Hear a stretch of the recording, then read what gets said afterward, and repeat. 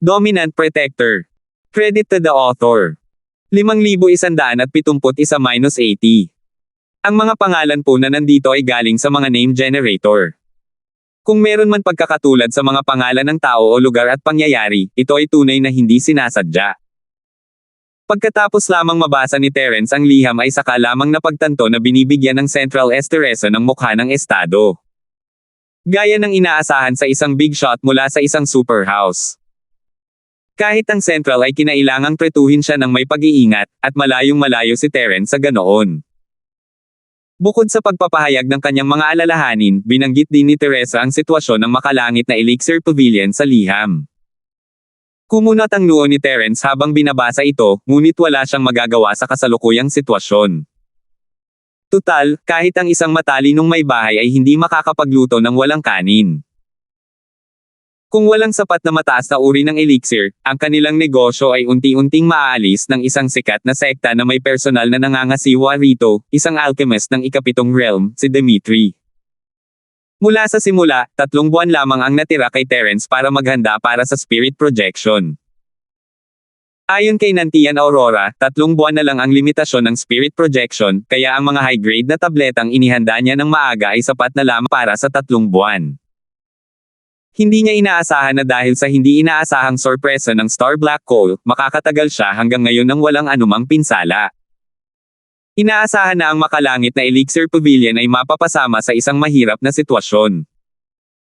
Ngunit ngayong umabot na sa ganito ang sitwasyon, ang makalangit na Elixir Pavilion ay maaari na lamang umasa kina Teresa at sa iba pa upang magpatuloy. Bagamat tila walang kinalaman si Terence sa secular na mundo, ang sinaunang alyansa ay lumitaw na pala, lalo na't malapit nang dumating ang pagsubok sa sinaunang mundo. Kung may pagkakataon siya mismo ang pupunta at mag-iimbestiga rito. Sa paghahambing, ang sitwasyon ng makalangit na Elixir Pavilion ay isang maliit na bagay lamang. Mabuti na lang at ang Heavenly Elixir Pavilion ay nasa mahirap na sitwasyon lamang. Dahil sa magandang reputasyon na kanilang nabuo sa mga nakaraang taon, kahit papaano, ang kanilang negosyo ay liliit ng kaunti, ngunit hindi nila haharapin ang desperadong sitwasyon ng pagsasara. Bukod pa rito, dahil ang malaking boss ng estado ng Teresa ang nagbabantay sa kanila, ang sikat na sekta ng medisina ay gagawa ng ilang maruruming trick sa dilim. Hindi sila magtatamo ng anumang malubhang pinsala. Ang Heavenly Elixir Pavilion ay kasing tatag pa rin ng bundok tay. Gaya ng dati, isa itong sulat pabalik, at sinagot agad ni Terence si Teresa at ang iba pa pagkatapos niya itong basahin. Bukod sa pagbibigay sa kanila ng maikling pagpapakilala ng kanyang sitwasyon upang mapapanatag sila, may binanggit din siyang isa pang bagay sa sulat, nais niyang tipunin nila ang sining ng mga practitioner mula sa mga sekta sa Tianjia Island. Hindi lang ito basta-basta na lang, matagal na niya itong naisip, kahit noong ginamit niya ang sining ng maaliwalas na kalangitan, para takutin si Reggie. Naisip na niya ang pagkolekta pa ng mga sining ng sekta. Hindi nito kailangang maging napakalalim at napakaganda, basta't ito ang panimulang teknik sa puso ng iba't ibang sekta ng Sky Class Island. Kung gayon, hindi lamang siya magiging Grand Uncle Master ng paaralang Chindia ng North Island, kundi naniniwala rin siya na kahit anong sinaunang sekta ang kanyang pasukan, ituturing siyang Grand Uncle Master. Lalo na kung gusto niyang makipag-ugnayan pa sa sinaunang alliance sa hinaharap, ang mga teknik sa puso ng sect na ito ang magiging pinakamahusay na tontungan. Siyempre, sa kakayahan lamang ni Teresa, hindi magiging madali ang pagkolekta ng lahat ng arts ng practitioner sa malawakang saklaw. Tutal, ito ang lahat ng mga sekreto ng sekta, at kahit ang mga pinakasimple ay hindi kailanman inilalahad sa publiko. Mayroon lamang 2 paraan upang makuha ang mga ito, alinman sa pamamagitan ng panunuhol sa mga inner disciple ng mga sektang ito, o sa pamamagitan ng pagbili ng mga ito mula sa black market sa mataas na presyo. Dahil ang makalangit na Elixir Pavilion ay isang kasangkapan sa pagkita ng pera, hindi nagkulang sina Teresa at ang iba pa sa mga spiritual jade. Hanggat ang mga pamamaraan ng paglilinang ng iba't ibang sekta ay makukuha sa black market, hindi dapat mahirap makuha ang mga ito. Ang mahirap na bahagi ay ang mga tahimik na Sky Class sect. Kung wala man lang sila nito sa black market, medyo magiging mahirap ito. Gayunpaman, sinabi pa rin ito ni Terence sa liham. Naniniwala siyang tutulungan siya ni Teresa dito. Kahit hindi niya ito mabili sa black market, mag-iisip pa rin siya ng ibang paraan. Siyempre, sinabi lang niya na mas marami mas mabuti. Hindi niya sinabing kailangan niyang bilhin lahat ng iyon. Hindi mahalaga kung hindi niya makuha ang mga iyon. Mabilis na naipadala ang tugon dahil sinabi na ng kabilang panig bago ito ipadala na kukunin nila ang pakete sa Supernatural Investigation Bureau pagkalipas ng 3 araw. Kung tungkol naman sa kung paano nila nalaman ang address ng Supernatural Investigation Bureau, hindi na kailangang ituloy pa ito. Tutal, hindi naman mataas ang antas ng pagiging confidential ng Supernatural Investigation Bureau. Sa madaling salita, alam ng lahat ng Cultivation Force ang address ng headquarters, kaya natural lang na hindi mahirap para sa Central na hanapin ito. Pagkatapos noon, bumalik si Terrence sa kanyang mapayapang buhay. Bukod sa pag-aaral ng ilang praktikal na pamamaraan ng pandama sa espiritu, ginugol niya ang natitirang oras niya sa pagbibigay pansin kina Amara at sa iba pa. Pagkatapos ng ilang buwang pagsasanay, kasama ang siksik na chi at ang dekalidad na foundation stage golden pills na ibinigay ni Terrence, lahat sila ay nasa bingit na ng paglampas, isa-isa, sa kabila ng kahirapan ng paglampas. Isang hakbang na lang ang layo nila sa foundation stage. Gayunpaman, ang huling hakbang na ito ay kasing hirap ng pag-akyat sa langit para sa karamihan ng mga tao. Maraming tao ang hindi nagawa ang huling hakbang na ito kahit sa buong buhay nila. Hindi lamang ito nangangailangan ng talento at kakayahan, kundi higit sa lahat, ng tiyaga at determinasyon. Kung hindi nila maputol ang lahat ng paraan ng pag-atres, ang pagtatayo ng pundasyon ay nakatakdang maging isang pangarap na hindi makakamit para sa kanila. Alam ni Terrence ang lahat ng ito, ngunit wala siyang magagawa. Maaari lamang siyang maghintay sa sandaling mapagtanto ng lahat ang nangyayari. Sa kabilang banda, lalong tumitindi ang kuryosidad ng doktor kay Terrence, lalo na pagkatapos niyang ipadala ang sulat. Patuloy niyang sinusubukang alamin kung sino itong si Terrence. Sayang at mahigpit na utos ni Kimi ang sumunod sa kanya, hindi niya nagawang buksan ang sulat ni Terrence o subukan ito. Tutal, kung magkakamali siya, mawawala hindi lang ang kinabukasan niya, pati na rin ang buhay niya. Pero kahit na ganoon, nahalata niya mula sa maingat na pag-uugali ng mga nakatataas kay Terrence na ang tunay na pagkakakilanlan ni Terrence ay isang napakalakas na pag-iral. Kung makakaisip sila ng paraan para malaman ang tunay na dahilan, maaaring maging isang malaking tagumpay ito. Siyempre, ito ay dahil sa paniniwalang walang nakakaalam tungkol dito. Kung hindi, magiging malaking problema kung mabubunyag ang balita. Habang nag-aalangan at kinikilig ang doktor na nakasalamin, dumating si John Feng nang hindi inaanyayahan at sinubukang magtanong, "Boss, yung intensive training program na sinabi mo sa akin noong nakaraan, naaprubahan na ba ito?" Hehe, naiinip ka talaga. Ang nakapokus na programa sa pagsasanay ay nangangahulugan ng maraming mapagkukunan, at ang kota ay lubhang mahalaga at bihira. Iilang tao lamang sa buong center ang maaaring makatanggap ng ganitong paggamot. Kailangan mong timbangin ang lahat ng aspeto at tukuyin kung mayroon kang halaga ng nakapokus na pagsasanay. Ilang araw pa lang ang nakalipas, paano ka naaprubahan ng ganoon kadali? Umiling ang doktor na nakasalamin at ngumiti. Oo. Gusto ko lang magambag. Gusto kong pagbutihin ang aking lakas sa lalong madaling panahon para maakit ko ang sinaunang alyansa sa aming panig, sabi ni John Feng. Tiningnan siya ng doktor na nakasalamin at naisip sa sarili na ang lalaking ito ay talagang makapal ang balat. Hindi niya mapigil ang matawa. Hindi mo kailangang mag-alala tungkol dito. May karapatan pa rin akong magsalita sa gitna. Hanggat maganda ang performance mo, mapapasayo na ang lugar na ito para sa mesensinang pagsasanay. Maghintay ka lang ng matyaga. 5,172. Maraming salamat sa mga nakatataas para sa promosyon. Mabilis na ipinahayag ni John Feng ang kanyang katapatan, at pagkatapos ay natawa ng alanganin. Ang nasasakupang ito ay naghahanap ng angkop na target kamakailan lamang, ngunit dahil wala akong maaasahang kaibigan, hindi ako nangangahas na magsalita ng padalos-dalos para lamang makasiguro. Ngunit makatitiyak kayo, ang nasasakupang ito ay palaging ginagawa ang kanyang makakaya para sa mga gawain ng ating sentro.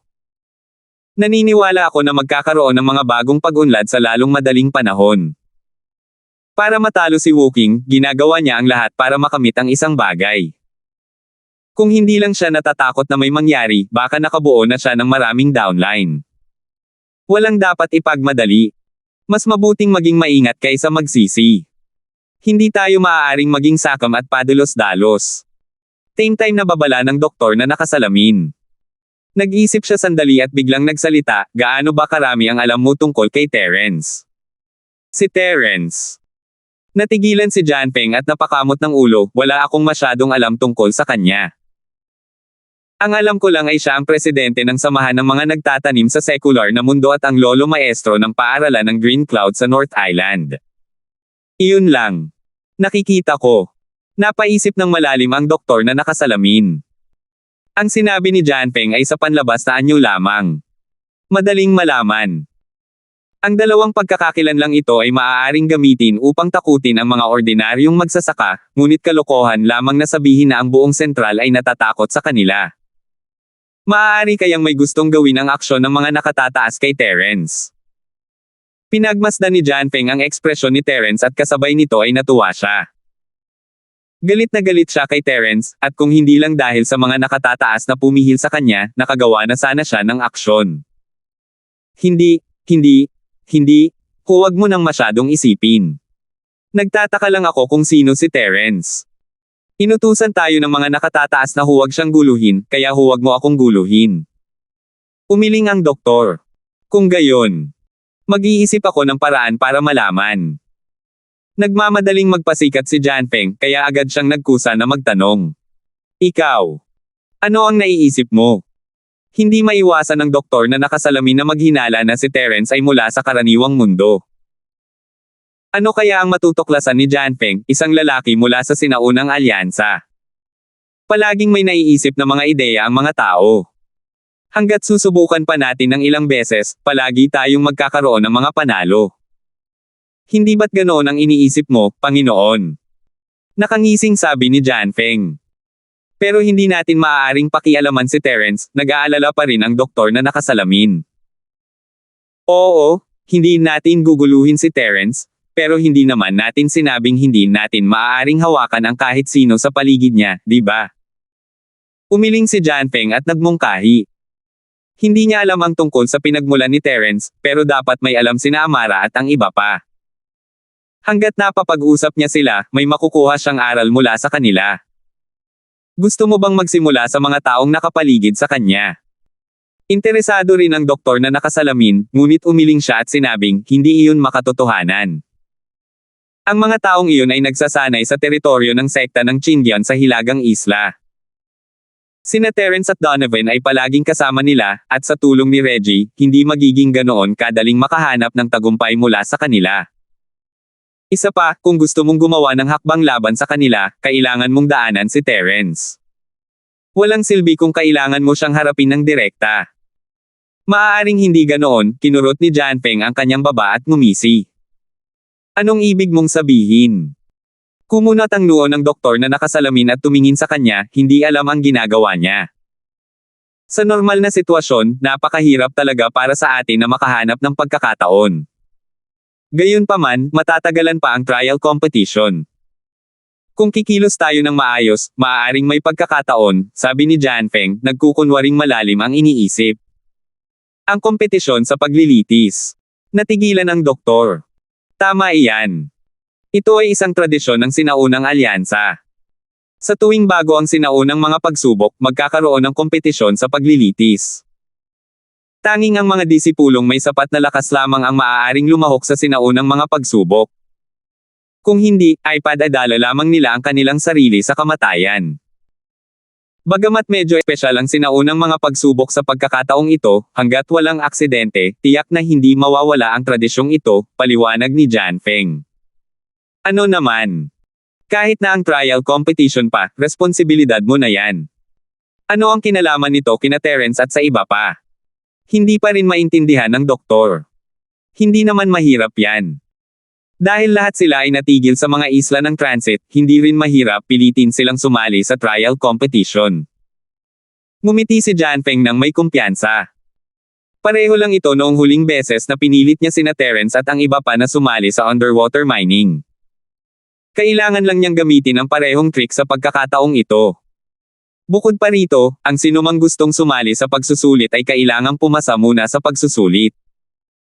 Kung sina Terence at ang iba pa ay may anumang ilusyon tungkol sa pagsusulit, hindi nila ito maiiwasan. Pero kahit na sumali sila sa trial competition, ano ang kinalaman nito sa sinabi natin? Tanong ng doktor na nakasalamin. Siyempre meron. Isipin mo, ang dahilan kung bakit tayo walang magawa ngayon ay dahil si Terence at ang mga taong nakapaligid sa kanya ay nagtatago sa teritoryo ng sektang Qingyan at walang ginagawa. Hanggat nakatuon tayo sa pagpatay sa isa o dalawa sa kanila sa kompetisyon, tiyak na magagalit sa akin si Terence. Sa oras na iyon, akitin ko man siya o gumawa siya ng iba, palagi tayong makakahanap ng pagkakataon, hindi ba? Pagmamalaking sabi ni Jianfeng. Nag-isip sandali ang doktor na nakasalamin at sa wakas ay tumango. Magandang ideya iyan. Hanggat kaya natin siyang pasiglahin, natural na mahahanap natin ang kanyang mga kapintasan. Mas magiging madali para sa atin na harapin ang anumang mga susunod na aksyon sa hinaharap. Tama iyan, at hindi natin lalabagan ang utos ng mga nakatataas kung gagawin natin ito. Una, hindi natin direktang inatake si Terence, at pangalawa, ito ang kompetisyon ng sinaunang alyansa. Makatuwiran lamang na aksidenteng makapatay ng isang tao, at walang sino man ang maaaring sisihin dito. Napatawa si Jianfeng. Sige, gawin natin sa ganoong paraan. Ipapaubaya ko na sa iyo ang bagay na ito. Kapag tapos ka na, sa tingin ko dapat na aprobahan na ang aplikasyon para sa nakatutok na pagsasanay. Huwag mo akong pabayaan. Agad na sumang-ayon ang doktor na nakasalamin. Oo, kung gayon, maghintay ka at tingnan mo. Tuwang-tuwa si Jianfeng. Hindi niya kayang harapin ng direkta si Terence ngayon, ngunit ang pakikitungo kay Amara at sa mga taong nakapaligid kay Terence ay makakatulong sa kanya na mailabas ang kanyang galit. Magagamit din niya ito upang mapasaya ang propesor at mapagtuunan ito ng pansin sa kanyang pagsasanay, na makakapatay ng 2 ibon gamit ang isang bato. Lumipas ang kalahating buwan sa isang iglap, at puno ito ng mga sorpresa para kay Terence at sa iba pa. Simula sa Amara, ang paglago ng lahat ay parang isang bukal, at isa-isa silang nakarating sa foundation. Maging si Aliyah at ang iba pa, na may pinakamasamang pundasyon, ay naging foundation masters, isang himala. Habang nakatingin sa mga taong nasa sabik na nagkukumpulan sa paligid ng bonfire party, hindi napigilan ni Donovan ang mapangiti. Hindi mo ba talaga sasabihin sa kanila? Bakit ko naman sasabihin sa kanila? Mabuti na lang kung ganito na ngayon. Dahil sa tiwala ko sa sarili, doble ang makukuha kong resulta kahit kalahati lang ng pagsisikap ko kapag nag-cultivate ako mamaya, natutuwang sabi ni Terence. 5,173. Hehe, napaka-maalalahanin mo naman, bata. Para ka ng boss ngayon. Tumango si Donovan at pumuri, saka sinabing, pero, ang kalahating primordial na estado ng espiritu na na-master mo kamakailan ay talagang kapaki-pakinabang. Maaari mo talagang ipadala ang nakamamatay na chi ng 5 elemento sa kanilang mga katawan upang gabayan sila sa pagbuo ng kanilang pundasyon ng walang nakakaalam. Hindi ito simple. Tulad nga ng sinabi ni Donovan, ang dahilan kung bakit nakarating sina Amara at ang iba pa sa foundation stage sa loob ng kalahating buwan ay hindi lamang dahil sa sarili nilang pagsisikap. Ito ay pangunahin dahil sa gabay ni Terence sa lihim. Kung hindi, kahit na magtagumpay ang ilan sa kanila, maliit na bahagi lamang ito, hindi sila makakalabas ng ganito. Ang pag-abot sa pondasyonal na antas ay isang napakahirap na gawain. Maliban kung direktang tinulungan sila ni Terence na palakasin ang kanilang lakas tulad ng dati, hindi sila maaaring magambala sa proseso, at hindi sila maaaring magambala kahit kailan. Kaya kahit alam niyang isang hakbang na lang ang layo nila, hindi sila matutulungan ni Terence. Kahit na lubos niyang naunawaan ang buong proseso, kahit na nakaisip siya ng paraan para gamitin ang kanyang intensyong pumatay para gabayan ang lahat sa huling hakbang, wala pa rin siyang magagawa. Dahil kapag nakalapit na si Terence, lahat ay maaapektuhan, at mawawala sa kanila ang estado ng paglusot. Kung gayon, hindi lang ito isang hakbang, gaano man kalaki ang naitulong ni Terence, mawawalan ito ng saysay. Mabuti na lang at pagkatapos ng panahong ito ng pagsubok at pagkakamali, kaya na ni Terence na maging dalubhasa sa semi-primordial spirit state. Maraming gamit ang estadong ito. Hindi lamang niya naiiwasan ang mga pisikal na atake tulad noong pinigilan niya si Woking, kundi mayroon ding hindi inaasahang benepisyo, kaya niyang kontrolin ang kanyang tunay na enerhiya mula sa malayong distansya. Ito ay ibang-iba sa pagkontrol sa killing intent ng 5 elemento pagkatapos ng atake. Ang remote control ng killing intent ng 5 elemento pagkatapos ng atake ay maituturing na isang magaspang na kontrol, ngunit imposibleng umasa rito para gabayan ang lahat sa pagbuo ng kanilang pundasyon. Ang prosesong ito ay nangangailangan ng napakatumpak na kontrol, at kahit nahawakan pa ni Terence ang mga ito, hindi niya ito magagawa, lalo na't hindi niya ito makontrol mula sa malayo. Gayunpaman, ang kanyang kamakailang kahusayan sa semi-spirit state ay naging posible ang imposible. Dahil sa ganitong kalagayan, hanggat nasa saklaw ito ng kanyang primordial spirit, kaya niyang kontrolin ang pagpatay ng 5 elemento na parang nasa sarili niyang katawan. Lalo na sa ganitong kalagayan, ang persepsyon ng kanyang primordial spirit ay mas sensitibo kaysa dati. Hindi na ito kakaiba na gamitin ito para gabayan ang mga tao na malampasan ang huling hakbang, ngunit ito ay naging isang buhay na realidad. Ito ang bunga ng aking pagsusumikap sa loob ng ilang buwan. Kung hindi ko man lang magawa ang ganoon kaliit na bagay, iiyak na ako ng iyak. Bahagyang ngumiti si Terence sa mga walang kaalam-alam na tao. Pwede ka pa ring maging mayabang. Inikat ni Donovan ang kanyang mga mata. Nakita niya ang lahat mula simula hanggang katapusan at alam niyang isa itong hindi inaasahang sorpresa. Pakapal ng pakapal ang balat ni Terence. Hindi man lang siya namula nang magyabang siya sa langit. Hindi napigilan ni Terence ang mapangiti, medyo natuwa. Mabuti na lang at naitayo ng lahat ang kanilang pundasyon sa tamang oras. Kung hindi, hindi sila makakarating sa susunod na trial competition. Sinabi na sa kanya ni Reggie ang tungkol sa trial competition, at dahil gusto niyang dalhin ang lahat sa mga sinaunang trial para makakuha ng bahagi ng napanalunan, natural lang na kailangan niya silang payagang sumali. Bagamat walang hangganan para sa mismong trial competition, at kahit ang mga powerhouse sa Heaven class ay maaaring magpalista, nangangahulugan iyon na sila ang nasa pinakamababa sa grupo. Hindi lamang sila makakakuha ng kasiyasyang ranggo, maaaring hindi rin nila magagarantiyahan ang kanilang sariling kaligtasan, at iyon ay magiging isang pagkalugi na mas malaki kaysa sa mga natamo. Pero kahit na magtagumpay ang lahat na makarating sa Foundation Establishment Realm ng paisa-isa, ang kanilang lakas ay nasa pinakamababa pa rin kumpara sa mga disipulo ng sinaunang alliance. Hindi pa rin optimistiko ang sitwasyon. Mabuti na lang at nabawi na nila ang kakulangan sa kalidad at nagkaroon pa ng pagkakataon. Talaga bang nakapagdesisyon ka na? Tanong ni Donovan. Nakapagdesisyon na ako. Tumango si Terence ng seryoso, matapos mong sabihin sa akin ang lahat iyan, nakaramdam ako ng pagmamadali. Hindi lang ako ang kailangan lumakas, kundi pati na rin ang mga taong nakapaligid sa akin. Pambihirang pagkakataon ng pagsubok na ito, ayokong palampasin nila ito. Bago ito, malabo pa rin ang pananaw ni Terence sa pagsusulit, ngunit iba na ito ngayon. Alam niyang malaking banta ang Central, at kailangan niyang palakasin ang lahat sa lalong madaling panahon. Talagang hindi siya ligtas. Kung ganoon nga, kailangan mong magsikap sa trial competition na ito. Kung hindi, mahihirapan silang umasa sa kanilang sarili. Tinaasan ni Donovan ang kanyang kilay. Oo. Pero kung ang bagay na gusto ko ay may hahatid sa tamang oras, makakatipid ako ng maraming abala. Ngumiti si Terence habang tinitingnan si Donovan mula ulo hanggang paa. Huwag mong sayangin ang oras mo sa pag-iisip tungkol dyan. Kaya mong lutisin ang maliit na bagay na ito ng mag-isa. Huwag mong isipin pa ang paghuli sa aking mga malalakas na tauhan. Isa pa, kailangan ko pa ring bumalik sa nayo ng West Star Mountain sa loob ng ilang araw, mabilis na sabi ni Donovan. Paano mo nalaman na gusto kong mag-recruit ng mga lalaking may kakayahang katawan? Tama ang hula mo. Gulat na tanong ni Terence. Kalokohan, alam ko na kung anong kalokohan ang itatapon mo sa oras na ilabas mo ang puwet mo. Kailangan ko pa bang manghula? Nakangusong sabi ni Donovan.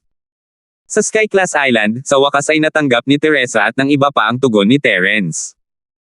Dahil alam nilang maayos naman si Terence, labis silang natuwa. Sa wakas ay makakapagpahinga na sila pagkatapos ng ilang buwan. Tungkol naman sa kahilingang hiniling sa kanila ni Terence, si Shanjin ang unang gumawa nito. Pamilyar siya sa buong gitnang isla, at ganoon din sa black market. Hanggat sapat ang mga spirit jade, wala siyang hindi mabibili. Gaya ng inaasahan, sa loob lamang ng kalahating araw, nakuha ni Shenjin ang 21 sa mga paraan ng pagpasok ng sekta. Pagkalipas ng 3 araw, ang bilang na ito ay tumaas sa 32. Bagamat malayo pa rin ito sa bilang ng mga sekta sa Skyclass Island, kahanga-hanga pa rin ito. Ang 32 pambungad na mantra na ito ay pangunahing mula sa mga sekta ng Gitnang at Hilagang Kapuluan. Hindi kasama ang iba pang mga islang nasa uri ng kalangitan. Ang Timog Isla ay teritoryo ng angkan ng mga espiritong halimaw.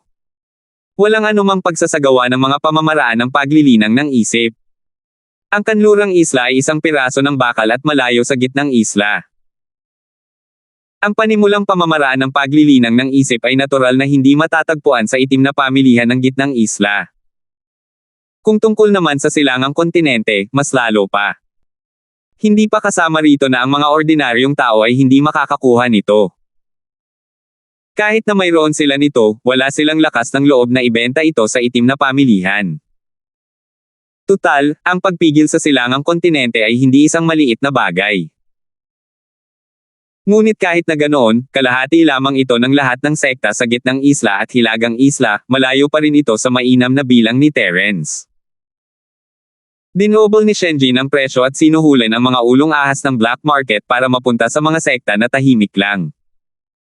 Saka lamang tumaas ang bilang ng ilang espasyo pa, naging 36. 5,174. Bagamat maaari pa rin siyang makakuha ng kahit ano kung magpapatuloy siya, tiyak na matatagalan pa ito, at tiyak na hindi magiging ganoon kalaki ang kanyang mga natamo. Kaya naman, iniabot ni Shenjin ang koleksyon ng mga pamamaraan ng paglilinang na ito kay Teresa at pagkatapos ay hiniling sa Tension na ipadala ang sulat. Hindi naman ito naging problema para kay Tension. Sa katunayan, masaya siyang gawin ito. Kung may nangyari nga kay Terence sa karaniwang mundo, maaaring siya ang mamatay, ngunit dahil maayos naman si Terence, isa pa rin siyang taong karapat-dapat kaibiganin. Maliit na bagay lang ito, syempre, at magagawa niya ang isang pabor kay Terence sa pamamagitan lamang ng simpleng pagbati. Hindi na siya maaaring maging mas masaya pa. Dapat sabihin na ang mukha ng estado ng Tension ay talagang kapaki-pakinabang. Isa na itong exception para sa Central na handang magpadala ng sulat noong nakaraang pagkakataon.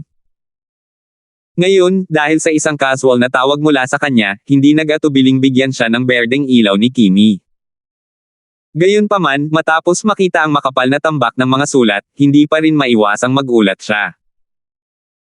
Nang buksan niya ito, nakita niya na puno ito ng iba't ibang uri ng mga pambungad na pamamaraan ng puso.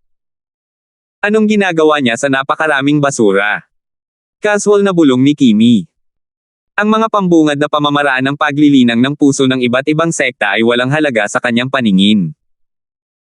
Kahit sa Skyclass Island, mga karaniwang bagay lamang ang mga ito. Natural lang, hindi niya ito isa puso. Agad siyang nagpadala ng mga tao sa sekular na mundo. Ganoon din ang ginawa ni Kimi at ng propesor matapos ipadala ang gamit sa Common World, ngunit hindi nila ito pinanggahasan na buksan ng walang pahintulot ni Kimi. Gayunpaman, maaaring mausisa ang sinumang makakita sa makapal na tambak na ito ng gamit. Maaaring isipin ng mga taong hindi nakakaalam na nire-recycle nito ang mga lumang dyaryo. Ano man ang mangyari, ang koleksyon ng mga manual ng sekta ng Skyclass Island ay matagumpay na naipadala kay Terence sa huli. Mabilis itong binasa ni Terence at labis na natuwa. Ang mga bagay na ito ay mga karaniwang bagay lamang sa Skyclass Island, ngunit sa kanyang mga kamay, lalo na sa biglaang paglitaw ng sinaunang alliance, ang mga ito ay may halagang mga lungsod. Lalo na ngayon, ang koleksyon ng mga pamamaraan ng paglilinang ng isip na ito ay hindi lamang may pangmatagalang halaga, kundi mayroon din itong praktikal na halaga sa pagliligtas sa isang emergency. Tinipon ni Terence si Amara at ang iba pa at hiniling kay Tia Queen na gumawa ng kanyang espesyalidad. Naupo ang grupo sa paligid ng mesa, nagkukwentuhan at nagtatawanan. Napakaayos ng kapaligiran. Sabi ni Aliyah, Terence, pare, gumawa na lang tayo ng patakaran, magkikita tayo kada 3 araw. Kaka-bonfire party lang natin 2 araw na ang nakalipas, at makakakain na ulit tayo ng pinakamasarap na pagkain ni Tia Queen. Oo, oo, ganoon dapat. Tumawa ang lahat bilang pagsang-ayon. Sige, basta masaya ka. Isa pa, lahat kayo ay nagsusumikap sa panahong ito. Dapat kayong magpahinga muna ng kaunti, agad na pagsang-ayon ni Terence. Bagamat ilang buwan na siyang muling nakasama ang lahat, hindi pa gaanong naging seryoso at nakaka-relax ang mga pagtitipong tulad nito. Noong una, ito ay para harapin ang mga disipulo ng sinaunang alyansa na nanggugulo kahit saan. Pagkatapos, ito ay para makipag-usap kay Reggie. Pagkatapos noon, pumunta siya sa arkipelagong ito na transit. Natahimik na ang lahat. Sa kasamaang palad, lahat ay abala sa pagtatayo ng bilya sa tabing dagat o abala sa pagsasaka. Hindi lang ang mga responsableng tulad ni Amara at Chester, maging sina Aliyah at ang iba pa, na wala sa mood para sa pagsasanay, ay mahusay kumilos. Napapaligiran sila ng mga sinaunang disipulo ng alyansa, kung tutuusin, at hindi lang ito basta pressure, ito ay isang pakiramdam ng pagmamadali. Ayaw nilang hilahin pababa si Terence, at iyon lang. Lalo na nitong mga nakaraang buwan, buong araw at gabi silang nagsasanay ng mag-isa. Marami silang pagkakataong magkita-kita ni Terence, lalo na't mag-relax ng ganito. Ang galing! Napatalon si Aliyah sa tuwa at may sinabi na nagpangiti kina Terence at sa iba pa. Bakit bigla kong naramdaman na tapos na ang pagsusulit ko? Madali lang at kaaya-aya.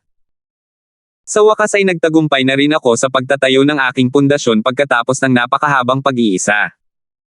Hindi ba't katatapos ko lang ng pagsusulit? Tumawa ang lahat. Bihira na lahat ay matagumpay na nakapagtayo ng kanilang pundasyon ng sama-sama. Parang pagsusulit sa pagpasok sa kolehiyo para sa mga magtatapos na klase. Wala lang talagang mga test paper o textbook. Kung hindi, lahat sila ay kakaladkarin palabas at susunugin bilang pagdiriwang. Magaling. Pero hindi pa tapos ang pagsubok na ito. Ang matagumpay na pagpasok sa pundasyon ay masasabing nakakuha ng tiket sa pagpasok. Ang tunay na tampok ay ang susunod. Binuhusan ni Terence ng malamig na tubig ang lahat. Boss, ang ibig mo bang sabihin ay ang trial competition? Hindi napigil ang magtanong ni Chester. Siya ang unang lumabas mula sa kanyang pagsasanay, at ang kompetisyon ay naging karaniwang paksa para sa lahat ng mga disipulo ng sinaunang alyansa. Naririnig nila ito kahit na lumabas sila para mamasyal. Siguro nga. Tumanggaw si Terence. Gusto niyang pag-usapan ang tungkol sa mga sinaunang pagsubok pero hindi naman masamang tawagin itong trial competition. Kung hindi man lang nila maipasa ang trial competition, hindi na kailangang pag-usapan pa ang tungkol sa mga sinaunang pagsubok. Sasali rin ba tayo? Sandaling tumigil si Amara, at ang iba ay na-curious din. Mag-isa na silang nagsasaka simula nang dumating sila sa mga isla, at hindi pa sila nakikipag-ugnayan sa sinaunang alyansa. Ayon kay Terence, ang lugar na ito ang kanilang magiging base, at hindi nila kailanman inisip na mahaharap sila sa sinaunang alyansa. Tama iyan. Sa pagkakaalam ko, tanging ang mga nakakuha ng isang partikular na ranggo sa kompetisyon ng pagsubok ang magiging kwalipikadong lumahok sa mga susunod na pagsubok. Napakabihira ng pagkakataong ito, kaya umaasa akong lahat ay makakalahok, anunsyo ni Terence. Sinaunang paglilitis. Nagkatinginan ang lahat, hindi sila handa para dito, pero lagi nilang sinusunod ang mga utos ni Terence. Dahil sinabi iyon ni Terence, wala na silang anumang pagtutol at tumanggo bilang pagsang-ayon pagkatapos ng ilang pag-iisip. Maganda yan. Magbabakasyon lang sila sa ibang bansa, pero kami naman ay magbabakasyon sa ibang bansa. Mas mataas ang kalidad. Tuwang-tuwa si Aliyah. Hindi napigilan ng lahat ang mapangiti. Ngumiti si Terence, sige, kung gayon dapat kang sumulat ng isang maikling Jangho World Tour sa hinaharap at tandaan ito. Ginagarantiya ko na ito na lang ang mag-iisa sa mundo. Oo naman, pero kung pupunta talaga tayo sa sinaunang Jangho, makakabalik pa ba tayo sa hinaharap? Tanong ni Aliyah kung ano ang iniisip ng lahat. Ang sinaunang alyansa ay dumarating lamang sa mundo ng mga mortal minsan sa bawat libong taon, at kahit na mabuhay sila magpakailanman, ang buong mundo ng mga mortal ay maaaring wala na pagkatapos ng 1,000 taon, lalo na ang kanilang mga kaibigan at pamilya. Tinanong ko na si Reggie tungkol dito. May dalawang kondisyon para mabuksan ang sinaunang pasilyo. Ang una ay ang Spirit Jade, na hindi problema para sa amin. Ang pangalawa ay ang natural na paghihigpit sa sinaunang Jiangho. Bagamat ang lakas ng paghihigpit ay nasa pinakamababang punto nito bawat libong taon, hindi naman ito imposibleng madaanan sa ilalim ng normal na mga pangyayari. Ito ay lubhang mapanganib. Ngumiti si Terence at nagpatuloy sa pagpapaliwanag, gayunpaman, ang paglilitis ay wala sa maliit na Jiangho ng sinaunang panahon. Kahit na pumunta ka sa paglilitis, maaaring hindi ka pumunta sa maliit na Jiangho ng sinaunang panahon. Kaya, hindi mo kailangang masyadong mag-alala tungkol dito. 5,175. Kung gayon, walang problema, napabuntong hininga ang lahat ng nakahinga ng maluwag. Bagamat gusto rin nilang dagdagan ang kanilang lakas sa lalong madaling panahon, hindi makatutuhanang hilingin sa kanila na isuko ang lahat sa secular na mundo para dito. Mas makabubuti kung malaya silang makakapaglakbay sa pagitan ng maliit na Jiangho at ng secular na mundo. Hindi nalalayo ang tagal ng kompetisyon sa pagsubok. Kahit na relax na ang lahat, sa susunod na panahon, dapat pa rin ninyong maging pamilyar sa yugto ng pagtatatag ng pundasyon. Wala na akong ibang hinihiling pa. Ang pinakamahalaga ay ang umangkop sa lalong madaling panahon, na iintindihan mo. Sabi ni Terence. Boss, kahit masanay na tayong lahat, nasa pinakamababang antas pa rin tayo, ang pinakamahinang early foundation stage. Natatakot akong hindi magandang sumali sa trial competition ng may ganitong kalakasan, di ba? Hindi napigilan ni Brian ang pagkunot ng noo. Lahat sila ay mga taong mayabang na sumusunod kay Terence, ngunit hindi pa rin nila maiwasang kabahan kapag naiisip nila na ang kanilang mga kalaban ay pawang galing sa sinaunang alyansa. Nasa ibang antas sila, kung tutuusin. Medyo mahirap, pero nakuha ko ito sa Changi Island. Magagamit ko rin ito. Bahagyang ngumiti si Terence. Ano iyon? Nagtatakang kinuha ng lahat ang makapal na lansa ng mga papel mula sa mga kamay ni Terence at ipinasa ang mga ito, walang imek, isang koleksyon ng lahat ng sekta ng Sky Class Island, Introductory Arts. Tama, inutusan ko si Teresa na kunin ito.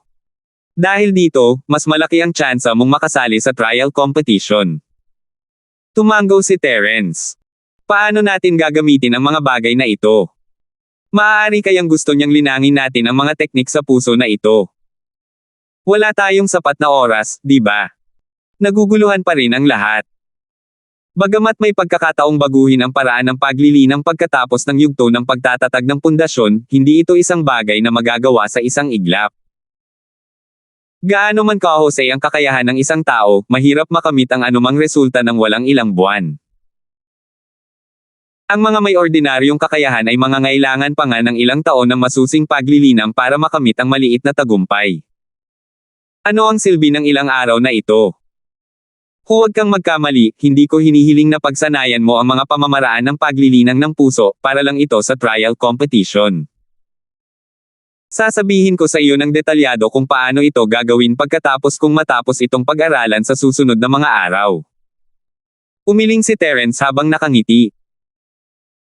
Kung talagang gusto niyang makahanap ng practitioner's arts para sa lahat, hindi niya pipiliin ang mga karaniwang beginner's arts na ito, dapat itong isang bagay na akma sa mga katangian ng lahat. Naguguluhan pa rin ang lahat, pero dahil gusto silang panatilihing nasa alanganin si Terence, maaari na lang silang maghintay.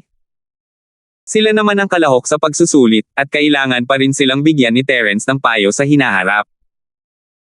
Sige, Terence bro, ilang tao ang natagpuan mo sa Sky Class Island nitong mga nakaraang taon? Hindi mo pa sinasabi sa amin, tanong ni Aliyah.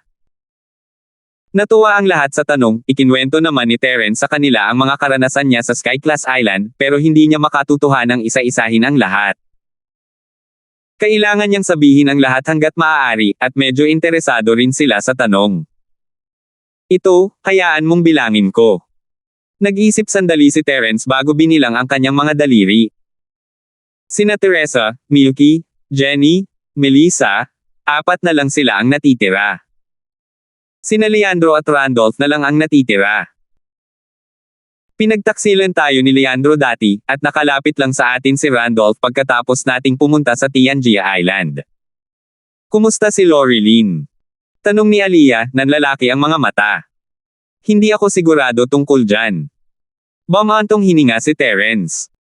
Sumama si Lorilyn kay Teresa at namatay si Teresa, ngunit si Teresa lang ang natagpuan niya sa Nakajima. Hindi niya nakitang namatay sina Lorilyn at Teresa. Hindi mahirap hulaan na sina Lorilyn at Teresa ay malamang na magkahiwalay noong sila ay na-teleport, kaya kahit si Teresa ay hindi alam kung nasaan sila. Kung hindi na kailangang magtanong pa ni Terence at magtatanong na sana si Teresa. Hindi maiwasan ni Aliyah na makaramdam ng kaunting pagkadismaya. May nangyari kayang masama sa kanya. Sa tingin ko hindi malaki ang Sky Class Island, at normal lang na hindi pa natin sila nahahanap, pero mahahanap ko rin sila sa kalaunan. Sabi ni Terence habang tinatapik ang balikat niya. Sa kabilang banda, hindi alam ni Amara ang sasabihin. Alam ni Terence na nag-aalala ito para sa kanyang kapatid, kaya tanging isang nakakaaliw na tingin lamang ang naibigay niya rito. Sinusubukan pa rin niyang aliwin ang lahat, ngunit sa totoo lang ay mas kinakabahan siya kaysa kina Aliyah at sa iba pa. Nagkukunwari lang siyang kalmado sa harap ng lahat. Kung tutuusin, iba ito noong una siyang pumunta sa Sky Class Island. Noong panahong iyon, wala pa siyang gaanong alam tungkol sa Sky Class Island, at inakala niyang ang iba pang mga isla ng Sky Class ay magiging kasing payapa ng North Island. Hanggat may pagkakataon siyang lumabas at maglakad-lakad, natural na makikilala niya muli ang mga taong ito. Ngunit ngayon, nalibot na niya ang 5 malalaking isla, at wala pa ring balita tungkol sa karamihan ng mga tao. Walang pakialam si Terence sa mga taong walang kinalaman sa kanya, pero sina Lorilyn, Teresa, Althea, at Mirasol ay mga taong kailangan niyang alamin kung nasaan sila.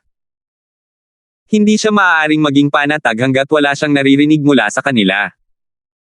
Sa kaisipang iyon, agad na nawala ang pananabik ni Terence. Sa kabila ng kanyang kasalukuyang lakas at koneksyon, hindi pa rin niya mahanap ang mga taong ito. Hindi man lang niya naisip ang kahulugan nito at sadyang maiiwasan lang niya ito nang hindi niya namamalayan. Mabuti na lang at sigurado siyang walang mga taong ito sa Hilaga, Gitnang, at kanlurang mga isla, kung hindi ay alam na sana ito ni Terence. Simple lang ang dahilan, kahit na ipadala sila sa iba't ibang isla ng Sky Class, magkakasama pa rin ang mga practitioner mula sa bawat isla pagkatapos ng teleportasyon. Sina Teresa at Milky ay nasa gitnang isla, si Jenny ay nasa West Island, at si Terence ay nasa North Island. Kung si Lorilyn at ang iba pa ay ipadala rin sa 3 islang ito, dapat ay magkikita-kita sila. Gayunpaman, hindi niya maaaring isantabi ang isa pang posibilidad, na maaaring mayroong higit sa isang teleportation point sa iisang isla. Sa pagkakaalam ni Terence, isa lamang ang nasa North Island, ngunit hindi ito pareho para sa mga isla sa gitnang at kanlurang bahagi. Hindi pa niya nasusuri ang mga ito, lalo na ang mga kontinente sa timog at silangan. Pero kahit na mangyari iyon, sigurado si Terence na walang ganoong mga tao sa Hilaga, Gitnang, at kanlurang mga isla, may koneksyon siya sa mga nakatataas sa 3 islang iyon. Ang Panginoon ng Bise Isla sa Hilaga na si Truett ay kalahati ng kanyang Panginoon, ang Panginoon ng West Island na si Cassandra ay ang kanyang magiging biyenan, at ang acting master na si Okite ng Gitnang Isla ay sinusubukang maging mabuting panig sa kanya. Hindi lang iyon, sikat din si Terence sa 3 islang ito. Kahit hindi siya kilalang pangalan, mainit pa rin siyang paksa. Sino mang may koneksyon sa labas ng mundo ay malamang nakarinig na tungkol sa kanya, at hindi siya naniniwala na hindi siya lalapit sa mga taong ito matapos malaman ito. Mula rito, mahihinuha niya na wala ang mga taong ito sa Hilaga, Gitnang, o kanlurang isla. 5,176. Kung tungkol naman sa mga kontinente ng silangan at timog, si Terence ay nakapunta na roon noon at may ilang koneksyon, ngunit ang kanyang impluensya sa 2 lugar na iyon ay hindi maihahambing sa iba pang 3. Nakarating lang siya sa karagatang may Golden Class sa East Continent, at nakarating lang siya sa matayog na Cloud School, Morning Star School, at Thunder Plain Island ng ilang panahon. Hindi niya masyadong alam ang tungkol sa mga ito, bukod pa sa maalamat na karagatang may mystic class. Mayroon pang mas matataas na antas ng karagatan lampas doon. Naisip ni Terence kung makakaligtas pa kaya ang isang normal na tao matapos siyang ipadala rito. Maswerte si Melissa na nakilala niya ang makajos na madre ni Donghai, ngunit ibang usapan sana kung hindi siya. Hindi maiwasan ni Terence na isipin ang babaeng pinahirapan ni Judy, maaaring isa siya sa kanila. Kung masamang pagpili ang mateleport papunta sa silangang kontinente, masamang pagpili rin naman ang mateleport papunta sa timog kontinente. Ang katubigan pa lamang ng timog kontinente ay magulo at mapanganib na, lalo na kung ay teleport sila sa looban ng Timog Island, na siyang teritoryo ng angkan ng mga espiritong hayop, na kilala bilang bawal na lupain para sa mga tao. Kapag na-teleport na sila roon, malamang na hindi sila mabubuhay at tiyak na papatayin agad. Kahit saan pa sila ay teleport, hindi ito magandang balita para sa kontinente ng silangang o timog. Gayunpaman, kung hindi sila ay teleport sa dalawang lugar na ito, mas malala pa ang balita. Kung ang mga taong ito ay talagang ay teleport sa mga isla ng Hilaga, Gitnang, at Kanluran, at wala pang balita tungkol sa kanila hanggang ngayon, malamang na wala nang natitirang masamang haka-haka. Lahat sila ay nakaranas ng kasawian. Maging si Terence ay pinagpawisan ng malamig sa naisip, ganito talaga ang mga tao, kapag nalulungkot na sila, wala silang patutunguhan, at habang iniisip nila ito, lalo silang nagiging hindi tama, at wala silang patutunguhan. Terence, ayos ka lang ba? Nag-aalala sina Amara at ang iba pa habang nakatingin sa malungkot na mukha ni Terence. Si Terence ay palaging positibo at may kumpiyansa sa kanilang harapan, ano ang nangyayari? Ayos lang ako.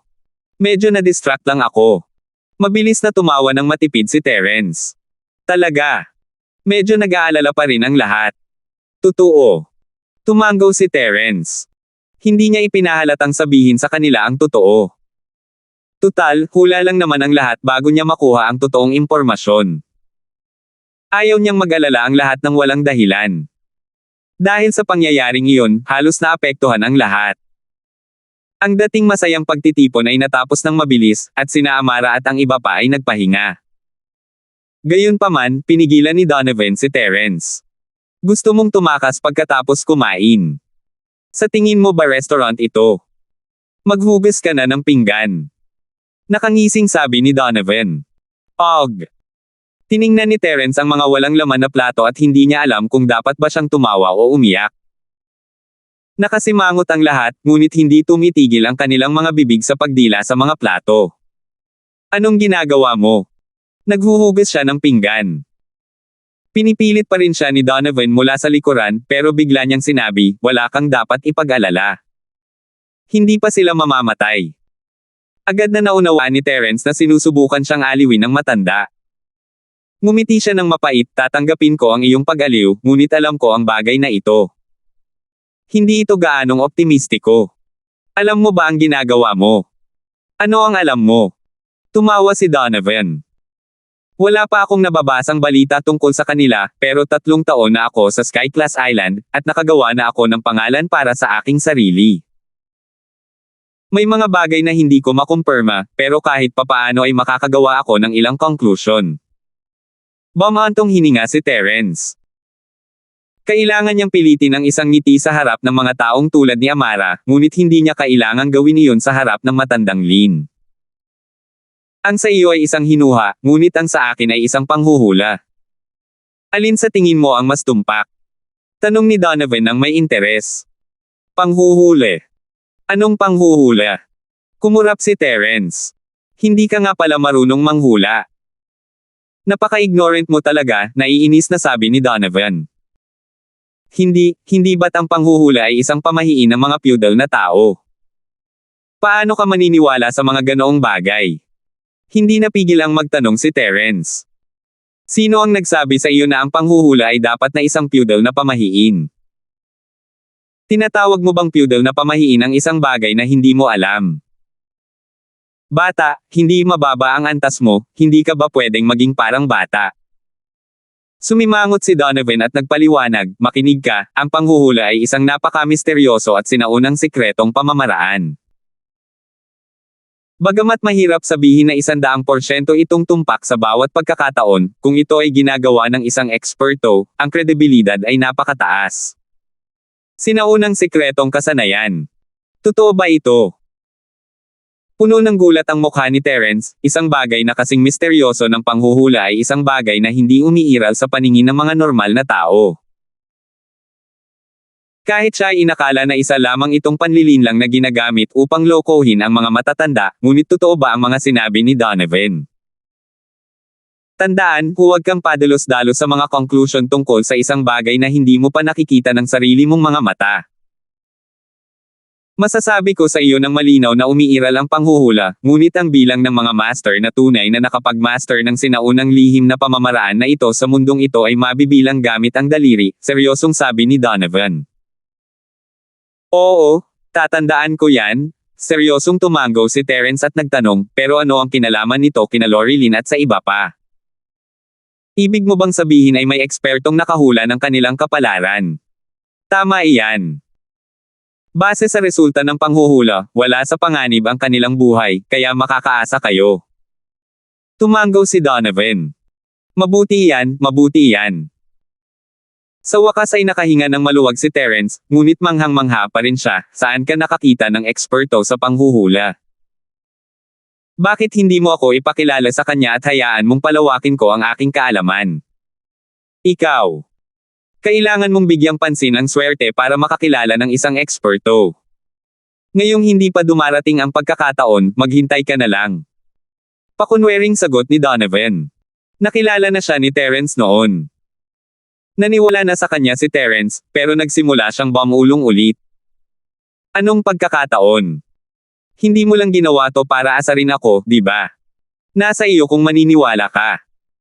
Inikat ni Donovan ang kanyang mga mata at sinabi sa kanya, bilasan mo at hugasan mo ang mga pinggan. Magdahan-dahan ka lang. Nagsasayang ka lang ba ng oras? Bago pa siya matapos, biglang sumigaw si Tia Queen, huwag mo nang isipin ang magpabeya. Sabay-sabay tayong maghugas ng pinggan. Matalino si Tia Queen. Mabilis na pinuri ni Terence si Matandang Lynn, na ikinatawa ang kakaibang tingin sa mukha ni Matandang Lynn. Totoo ngang lahat ng bagay ay may kahinaan. Lumipas ang 5 araw sa isang iglap. Sadyang itinigil ni Reggie ang pagmimina sa ilalim ng tubig at tinipon ang lahat ng mga disipulo ng sinaunang alyansa, kabilang ang mga probationary disciples. Bumalik na sina Donovan at Tia Queen sa West Star Village para uminom, at naroon sina Terence at ang iba pa.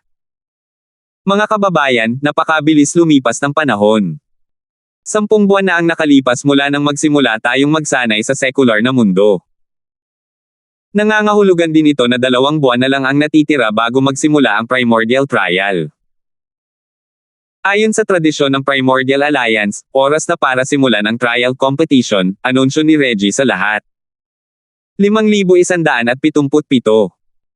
Inaasahan na ito ng lahat, at gumaan ang kanilang loob.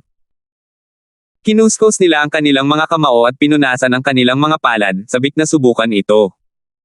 Hehe, ang trial competition ay isang lumang tradisyon ng sinaunang alliance, at pamilyar ang lahat dito. Gayunpaman, may ilang mga disipulo na unang beses na sasali, kaya kakaunti lang ang masasabi ko at maipapaliwanag sa lahat kung ano ang trial competition. Tumawa si Reggie at nagpatuloy, gaya ng ipinahihiwatig ng pangalan, ang trial competition ay para maghanda para sa Primordial Trial. Ang layunin ay subukan kung sapat na ang lakas ng bawat isa para lumahok sa Primordial Trial. Para rin ito sa kaligtasan ng lahat. Tutal, ang Primordial Trial ay lubhang mapanganib. Kung hindi ka sapat ang lakas, baka mamatay ka ng walang kabuluhan. Maaari ko bang itanong kay Tio Hinzin, ano ang maituturing na sapat na lakas? Maaari kayang nahahati sila sa iba't ibang kaharian. Tanging ang mga nasa itaas ng kaharian na ito ang kwalipikado, at ang mga nasa ibaba ng kaharian na ito ay hindi kwalipikadong lumahok sa mga sinaunang pagsubok. Naiinip na tanong ng isang tao. Hindi naman talaga. Bagamat simple at diretso ito, hindi ito akma sa layunin ng mga pagsubok. Tandaan ninyong lahat na ang mga pagsubok ay hindi isang simpleng pagsubok. Iisa lang ang kahulugan ng pagkakaroon nito, at iyon ay ang hayaang mapansin ang mga disipulo na may tunay na lakas at maging pangunahing target ng pagsasanay ng mga sinaunang sekta at pamilya. Sandali na tumigil si Reggie at saka idinagdag, syempre, ang lakas na tinutukoy ko ay hindi lamang tumutukoy sa antas ng kaharian, kundi higit sa lahat, sa potensyal. Dapat ninyong malaman na ang isang mahuhusay na disipulo na may natatanging talento, kahit na nasa maagang yugto pa lamang siya ng kaharian ng pagtatayo ng pundasyon, ang kanyang halaga ay tiyak na hindi mas mababa kaysa sa isang perpektong eksperto sa pagtatayo ng pundasyon. Kung gayon, paano natin huhusgahan ang kakayahan at potensyal ng isang tao? Tinitingnan ba ninyo ang ugat ng espiritu? Tanong ng lahat. Ang mga espiritual na ugat ay iisang aspeto lamang. Masyadong makitid kung titingnan lamang ang mga espiritual na ugat. Tutal, maraming tinatawag na mga henyo na may natatanging espiritual na ugat ang kalaunan ay natatalo ng iba. Kaya naman, ang mga nakatataas sa sinaunang alyansa ay nagkakaisang nagpasya na ang mga disipulo lamang na may natatanging pagganap sa aktwal na labanan ang tunay na mga henyo na karapat-dapat linangin, seryosong sabi ni Reggie. Aktwal na labanan. Paano natin ito gagamitin sa aktwal na labanan? Naguluhan ang lahat.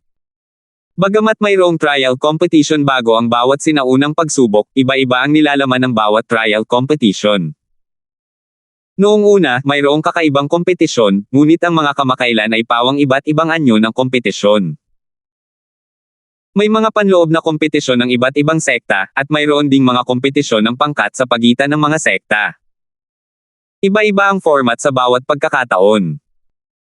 Hehe. Ang kakayahang umangkop sa sitwasyon ay kailangan din upang masubukan ang iyong kakayahan. Patawarin ninyo ang matandang ito sa pagpigil sa inyo sa pag-aalala. Ang kompetisyon sa paglilitis ay opisyal na magsisimula sa loob ng 3 araw. Sa oras na iyon, ipapaliwanag ko ito sa lahat ng detalyado. Bumalik na kayong lahat, magpahinga, at ihanda ang inyong mga sarili, nakangiting sabi ni Reggie. Gusto pa sanang magtanong ng iba, pero si Reggie ang kanilang martial uncle in charge at isa ring golden core cultivator. Dahil nasabi na niya iyon, wala nang nangahas pang magtanong. Gayunpaman, wala nang ganoong pag-aalala si Janfeng. Isa na siyang maagang Ores core stage cultivator ngayon at hindi na niya masyadong iniisip si Reggie.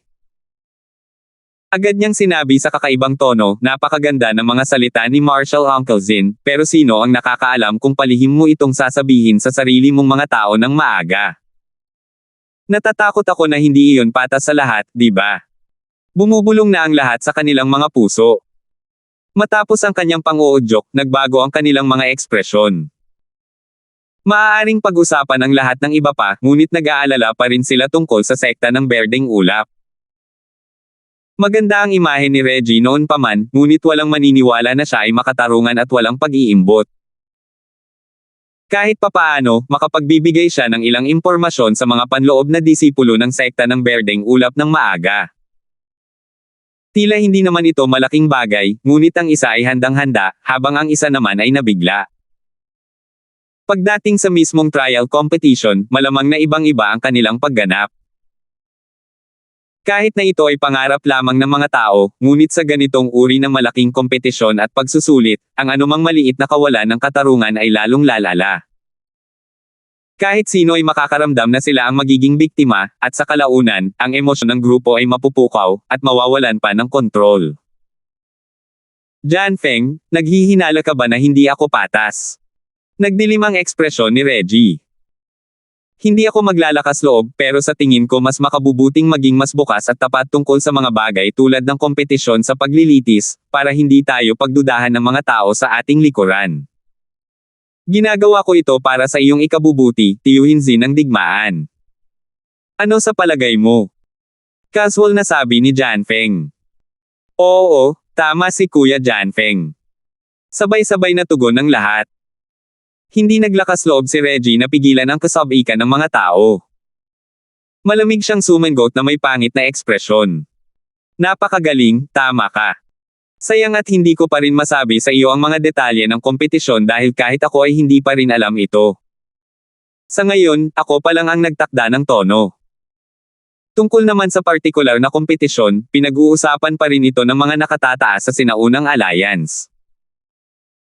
Ipapadala rito ang kompetisyon sa tamang oras pagkalipas ng 3 araw, at ang mga resulta ay ihahayag sa oras na iyon. Nagtinginan ang lahat. Dahil kahit ang mga nakatataas sa sinaunang alyansa ay pinag-uusapan pa rin ito, wala nang dapat pagdudahan. Mayroon ka pa bang ibang tanong? Mas mabuting banggitin natin ito ng sabay-sabay, baka sakaling may magchismis sa likuran ko. Sabi ni Reggie habang nakatingin kay Janfeng. Ilang beses na niyang sinasagot ang kanyang tiyuhin sa pakikipaglaban. Kahit na mahinahon ang ugali niya, hindi niya talaga mapigilan ang kanyang galit. May alitan na sila ni Janfeng. Kung iba iyon, matagal na sana silang natakot. Gayunpaman, wala talagang pakialam si Janfeng kay Reggie. Tutal, napakaraming bagay ang maaasahan niya. Hindi lamang siya isang sinaunang eksperto sa gininto angkor, kundi mayroon din siyang vice-pinuno ng sekta ng Snow Sword na ama ng sekta. Higit sa lahat, mayroon siyang suporta ng malaki at misteryosong organisasyong sentral. Dahil sa kanyang pagmamalaki, magiging kakaiba kung mayroon pa rin siyang respeto kay Reggie. May isa pa akong tanong. Kailangan bang sumali ang lahat ng nasa mga isla ng transit sa trial competition sa pagkakataong ito? Nagsalita si Janfeng at nagtanong, ngunit ang kanyang mga mata ay nasa grupo ni Terence. Hindi niya alam na nakapagdesisyon na si Terence na papayagan ang lahat na sumali sa pagsusulit. Nag-aalala pa nga siya na baka hindi sila malinlang. Hindi naman talaga. Hindi kailanman pinilit ng primordial trial ang sinuman na lumahok. Ganon din sa trial competition. Nasa individual ang pagsali. Pero kung susuko ka sa trial competition, para na rin itong pagsuko sa pagkakataong lumahok sa primordial trial, walang pakialam na sabi ni Reggie.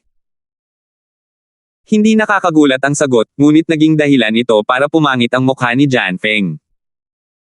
Ang planong ibinigay niya sa doktor gamit ang salamin ay may pangunahing prinsipyo, at iyon ay kailangang sumali si Terence at ang iba pa sa pagsusuri. Kung hindi, wala siyang magagawa. Gayunpaman, naiiba ito sa nakaraang pagmimina sa ilalim ng tubig. Tutal, ang pagsali sa trial competition ay hindi isang hindi katanggap-tanggap na obligasyon para sa lahat ng naruroon. Sa halip, ito ay isang karapatang lubos na hinahangad ng karamihan. Dahil ang mga taong ito ay sumakop sa ilang mga mapagkukunan ng paglilinang sa mga isla ng transit, kinailangan nilang lumahok sa trial competition. Nangangahulugan ito na dahil nakakuha ka na ng ilang mga mapagkukunan ng paglilinang, kailangan mong kumuha ng higit pa. Hindi ito lohikal, bukod pa sa pagkuha ng suporta at suporta ng iba pang mga disipulo ng Primordial Alliance. 5,178. Isa itong pambihirang pagsubok na nangyayari lamang minsan sa bawat 1,000 taon. Narinig ko na ito, pero hindi ko alam kung totoo ito o hindi. Bakit hindi mo sabihin sa amin? Sabi ni Janfeng. Kumunat ang noo ni Reggie at tumingin kay Janfeng nang may kakaibang ekspresyon. Ano kaya ang ginagawa ng lalaking ito? Nang makita ang walang pakialam na ekspresyon ni Reggie, hindi napigilan ni Janfeng ang mapamura. Gayunpaman, wala siyang ibang pagpipilian para akitin si Terence at ang iba pa sa kanyang patibong. Dahil hindi niya kayang gumamit ng dahas, tanging panunuhol lang ang maaari niyang gamitin. Mabilis siyang umubo at sinenyasan si Wooking gamit ang kanyang mga mata. Dahil sa personalidad ni Wooking, tiyak na hindi niya ito sasamahan sa paggawa ng ganoong nakakabagot na bagay. Gayunpaman, naalala niya na itinagubilan ng propesor ng maaga na ang lahat ng aksyon na may kaugnayan sa kompetisyon sa paglilitis ay pangungunahan ni Janfeng, kaya kahit siya ay kailangan niyang bigyan ito ng kaunting mukha, kung hindi ay paghihinalaan siya. Elder Zin, wala akong masyadong alam tungkol dito, at naniniwala akong pare-pareho lang ang lahat. Bakit hindi natin bigyang kasiyahan ang kuryosidad ng lahat? Walang nagawa si Wooking kundi ang makipagtulungan. Tama iyan. Dahil ang kompetisyon sa paglilitis ay para sa paghahanda para sa sinaunang paglilitis, makatuwirang ipaliwanag ng maaga ang kakaiba ng sinaunang paglilitis na ito. Kahit papaano, magkakaroon ng ideya ang lahat. Martial Uncle Zin, ikaw ang martial uncle na nangunguna sa koponan. Responsibilidad mo rin ito, di ba? Mabilis na sinabi ni Janpeng ang kanyang mga salita. Tama iyan, tiyusin ng militar, sabihin mo lang sa amin ang tungkol dyan. Ang iba ay nakilos din. Sa puntong ito, walang ibang nagawa si Reggie kundi sabihin ito. Isa pa, hindi naman ito sekreto, kaya hindi masamang ideya na bigyang kasiyahan ang kuryosidad ng lahat. Sige, pero ang pagsubok na ito ay isang pangyayaring minsan lang mangyari sa 1,000 taon, kaya konti lang ang ideya ko. Hindi ito tumpak, kaya gagamitin ko na lang itong referensya.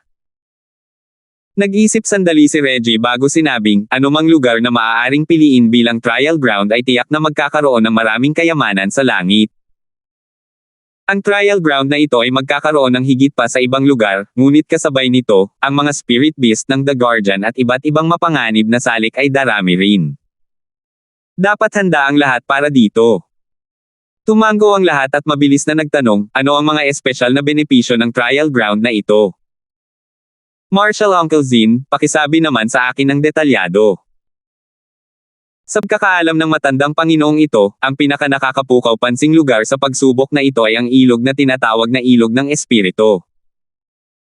Gaya ng ipinahihiwatig ng pangalan, maaaring kontrolin ng isang tao ang kanilang espiritu sa pamamagitan ng pananatili sa loob nito.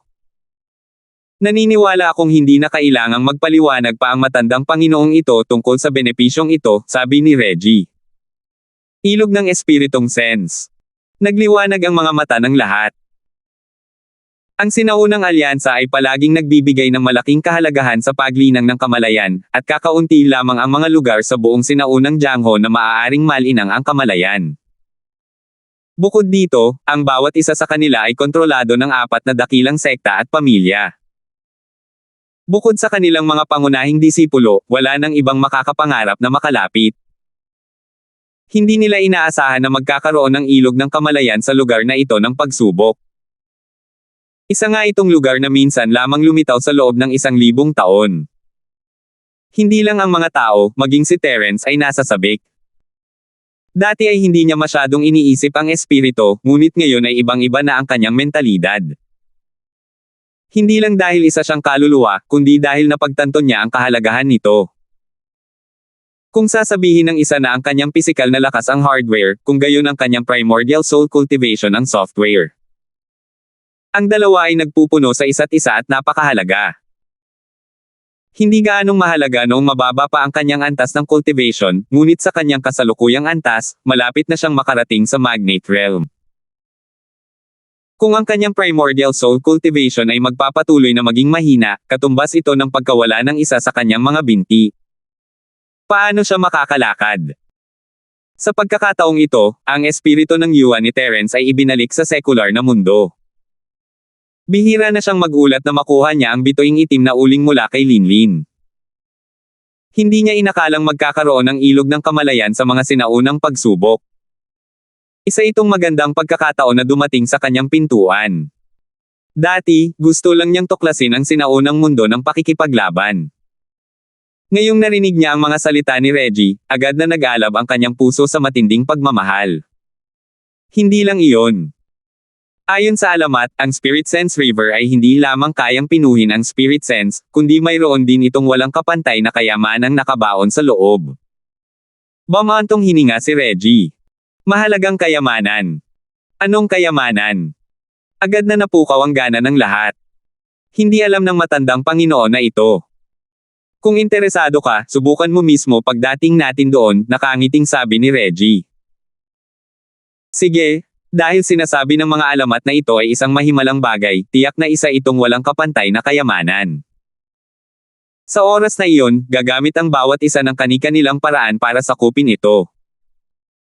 Sinamantala ng talim ng espadang Manyeb ang sitwasyon at sinabing. Tama si Kuya Janpeng, agad na nagalingaw-ngaw ang mga tao. Ngumiti si Reggie bilang tugon. Bagamat hindi niya alam kung anong uri ng kayamanan iyon, tiyak na pambihira para sa isang alamat na maipasa pagkatapos ng 1,000 taon. Paano ito nagagawang sakupin ng isang disipulo ng Foundation? Huwag na nating pag-usapan kung nagkaroon ba ng pagkakataon at kapalaran ng mga taong ito. Kahit na matagpuan nila ito, mahirap sabihin kung ito ay isang biyaya o isang sumpa. Maaari pa nga silang mawalan ng buhay. Wala talaga silang kamalayan sa sarili. Gayunpaman, bilang tiyuhin sa larangan ng digmaan ng koponan, hindi niya masabi ng malakas ang mga salitang ito. Sa anumang kaso, lahat ay nagpapakasasa lamang sa mga kakaibang pantasya, at hindi kailangang pahinain ang kanilang sigasig para sa isang maliit na bagay. Habang tuwang-tuwa ang lahat, pinagmamasdan naman ni Janpeng ang reaksyon ng grupo ni Terence. Sa kabilang banda, mas malamig ang kanyang pakiramdam, lalo na't hindi man lang umiimik si Terence. Biglang bumulong si Janpeng, hindi pa rin natitinag ng lalaking ito ang pain kahit na pagkatapos nito, kalmado na siya. Dahil napakaraming benepisyo ang Primordial Trial, tanging ang mga disipulo ng Primordial Alliance lamang ang maaaring lumahok, sinasadya niyang sabi. Walang karapatang lumahok ang mga walang kaugnayan sa secular na mundo, hindi ba? Ito. Tumingin si Reggie kay Terence, naguguluhan. Hindi niya alam kung ano ang ginagawa ni Terence at hindi niya ito kayang sagutin sa publiko. Hindi nakapagsalita si Terence, ang maliit na panlilinlang ni Janpeng ay masyadong mababa. Pero dahil napagdesisyonan na niyang subukan ang mga ito, kinailangan niyang sumabay sa agos, so sinasabi mong hindi tayo maaaring sumali. Maaaring hindi ganoon. Gayunpaman, sinabi lang ni Marshall Uncle Zin na kung sino man ang hindi lalahok sa trial competition ay nangangahulugan na kusang loob silang sumusuko sa Primordial Trial. Wala akong pakialam sa iba, pero natatakot ako na may mga taong makakapasok sa likurang pinto. Pangiinis ni Janpeng. Pinaghihinalaan ng lahat ang grupo ni Terence, hindi man lang nila matiis ang kahit kaunting kawalan ng katarungan, lalo na ang pagpayag kay Terence na makapasok sa likurang pinto. Sa totoo lang, napakahirap na para kay Terence at sa iba pa na makapasok man lang sa kompetisyon. Kung talagang dadaan sila sa likurang pinto, magdudulot sila ng malaking kaguluhan, kahit pa iulat nila ito sa mga nakatataas sa sinaunang alyansa. 5,179. Kanina pa hinihintay ni Terence ang sasabihin ni Janpeng, kaya ngumiti siya, sige, hindi ba't kompetisyon lang ito? Sasali tayo. Parang ganoon na nga. Saka lang ngumiti si Janpeng sa kasiyahan. Wala na siyang pakialam sa iba pa, basta makakasali si Terence at ang iba pa sa kompetisyon, hindi pa tapos ang plano niya. Sige, nasabi ko na ang kailangan kong sabihin. Bumalik na kayong lahat at maghanda, anunsyo ni Reggie. Naghiwalay-hiwalay ang lahat ng landas para maghanda para sa pagsusulit pagkalipas ng 3 araw. Tinipon ni Terence si Amara at ang iba pa at seryosong sinabi, bagamat 3 araw na lang ang natitira, gaya ng kasabihan, kahit hindi mo mabilisang hasain ang iyong sibat, maganda pa rin ito. Kung hindi, hindi magiging madaling lokohin ang kompetisyon sa pagsubok. Boss, 3 araw na lang. Hindi pa ba huli ang lahat kahit gumawa ka ng huling sandali ng pagsisikap? Mapait na ngumiti sina Chester at ang iba pa. Hindi pa huli, ngumiti si Terence at humarap sa grupo. Basta't natatandaan ninyo ang ituturo ko sa inyo, hindi ko masasabi kung ano pa ang mga gamit ninyo, pero dapat itong maging kapaki-pakinabang sa paparating na trial competition. Ano iyon? Matatapos na yan sa loob ng 3 araw. Hindi napigilan ng lahat ang magtanong ng may kuryosidad. Hehe, wala naman yung malalim na bagay. Natatandaan mo pa ba yung koleksyon ng mga mental cultivation methods na natanggap ko ilang araw na ang nakalipas? Nakangiting sabi ni Terence. Naaalala ko, pero lahat sila ay mga practitioners arts ng mga Skyclass Island sect, tama ba? Ano ang silbi? Tanong ni Amara na may kuryosidad. Kung ibabatay sa iba pang mga pahiwatig sa sekta ng Green Cloud ng North Island, ang Skyclass Island at ang sinaunang mundo ng mga pugilista ay magkaugnay na hindi mapaghihiwalay. Ang parehong mga sekta sa 2 lugar na ito ay may magkatulad na sining ng mga practitioner, kaya kahit na ito ay isang koleksyon ng mga sekta ng Skyclass Island, masasabi rin itong isang koleksyon ng mga sining ng mga practitioner ng mga sinaunang sekta. Paliwanag ni Terence. Tumango ang lahat, ngunit naguguluhan pa rin sila. Anong kinalaman nito sa trial competition? Napakasimple lang. Dahil mayroon akong mga paraan ng mental cultivation ng bawat sekta, magagamit ko ang mga ito upang mahinuha ang estilo ng pakikipaglaban ng kanilang mga disipulo, maunawaan ang kanilang mga kalakasan at kahinaan, at pagkatapos ay bumalangkas ng pinaka-epektibong estratehiya sa labanan. At habang pinag-aaralan ko ang koleksyon ng mga paraan ng mental cultivation nitong mga nakarang araw, nakagawa rin ako ng ilang kontra-galaw, sabi ni Terence. Kontra-galaw. Nagliwanag ang mga mata ng lahat. Tama iyan. Hindi gaanong marami ang mga galaw. Bawat sekta ay mayroon lamang 2 o 3 galaw, at hindi naman ito komplikado. Simple at praktikal ang mga ito. Kung matututo ka sa mga galaw na ito sa loob ng 3 araw, kitang-kita ang mga benepisyo. Tumango si Terence. P***K***. Boss, hindi mo lang kami pinapa-late minute practice, binibigyan mo pa kami ng mga cheat sheet. Kung matutunan namin lahat ito, makakain namin ng buhay ang lahat ng mga disipulo ng mga sinaunang sekta. Tuwang-tuwa sina Chester at ang iba pa. Hindi naman talaga ganoon. Para maging epektibo ang mga kontra-galaw na itinuro ko sa iyo, ang premise ay dapat mayroon kang katumbas na pundasyon ng lakas. Kung ang lakas ng kalaban ay masyadong mataas, wala itong magiging epekto. Pero sa pagkakataong iyon, walang saysay na mag-isip ng ibang paraan, kaya mas mabuting aminin na lang ang pagkatalo. Sige, wala na tayong masyadong oras, simulan na natin, ngumiti si Terence. Sige. Sabay-sabay na tugon ng lahat. Pagkalipas ng 3 araw, lahat ng tao sa arkipelago ng Transit ay muling nagtipon, kasama na si Reggie. Nakatitig ang lahat sa pormasayo ng teleportasyon. Sa wakas, kasabay ng isang kislap ng puting liwanag, isang balumbon ang lumitaw sa pormasayo ng teleportasyon. Agad itong binuksan ni Reggie, at nakasulat doon ang mga patakaran ng kompetisyon. Tiningnan ni Reggie ang listahan at tumango habang hinahaplos ang kanyang balbas. Makinig kayong lahat ng mabuti. Ipapaliwanag ko ang mga patakaran ng kompetisyong ito. Kung may makaligtaan kayong salita, kayo na ang mawawala. Oo. Nakinig ang lahat. Una sa lahat, mayroong 8 koponan sa pagsubok na ito. Ang isang koponan ay nasa ibaba ng yugto ng pagtatatag ng pundasyon, at ang iba pang mga koponan ay nasa maaga, tugatog, kalagitnaan, tugatog, huli, tugatog, at tugatog ng yugto ng pagtatatag ng pundasyon. Mangyaring umupo sa inyong mga upuan at pumila. Sa utos ni Reggie, lahat ay nagsimulang pumila ayon sa kanilang lakas. Sa oras na ito, walang sino man ang magtatangkang maging palihim. Una sa lahat, hindi nila alam kung ano ang layunin ng paghihiwalay. Pangalawa, walang mga sekreto sa pagitan ng mga disipulo ng kanilang sekta. Alam na alam nila ang lakas at kaharian ng isa't isa. Bukod pa riyan, naroon si Reggie, isang eksperto sa core stage ng Ores, na nagbabantay sa kanila. Kahit gusto pa nilang lokohin sila, hindi nila magawa. Tumingin si Terence sa lahat, at tumango sina Amara at ang iba pa. Pumasok sila sa grupo ng mga foundational cultivator, na nagdulot ng kaguluhan. Maraming tao ang hindi nakapansin na lahat sila ay mga foundational cultivator, iniisip na sila ay mga Sky Class Full Masters pa rin. Gayunpaman, sandali lamang silang nagulat at hindi talaga nila pinansin sina Amara at ang iba pa.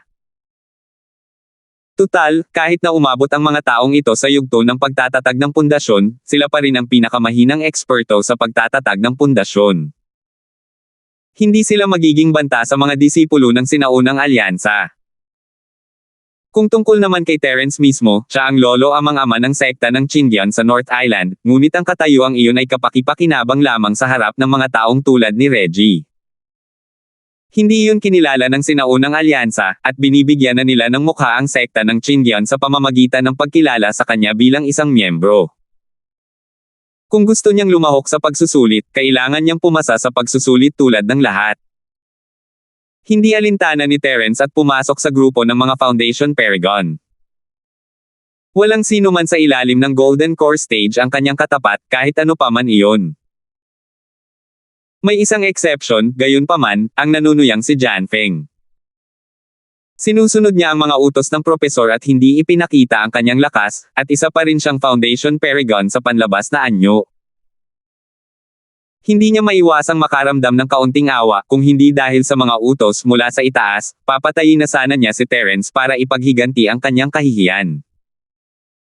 Hindi natin siya maaaring patayin, pero isa itong bukas at lantara na pagkakataon.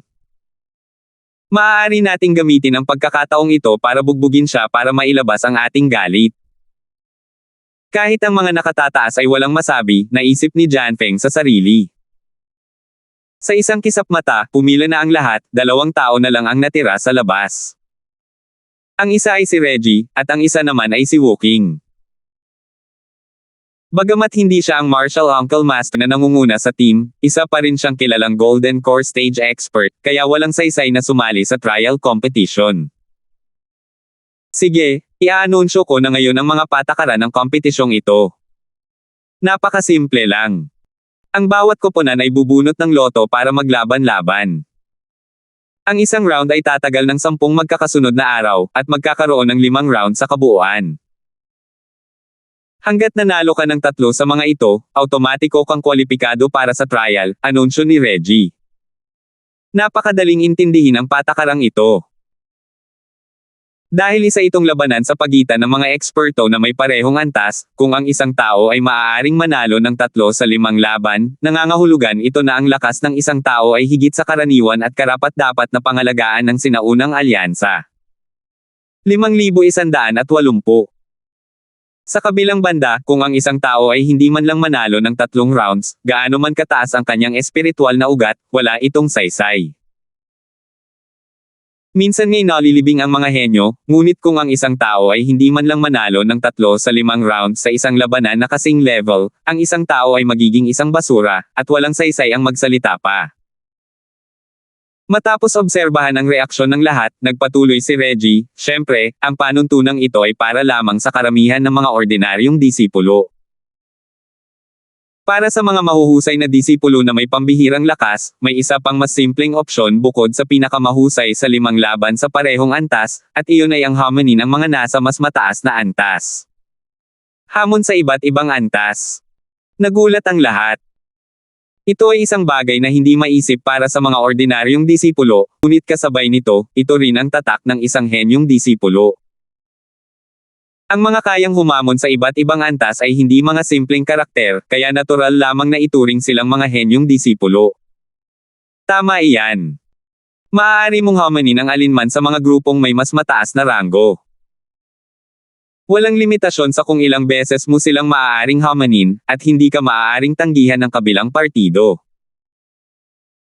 Hanggat ang isa sa inyo ay maaaring magtagumpay ng isang beses, hindi mo na kailangang sumali sa regular na kompetisyon at automatikong makukuha mo ang karapatang lumahok sa pagsubok.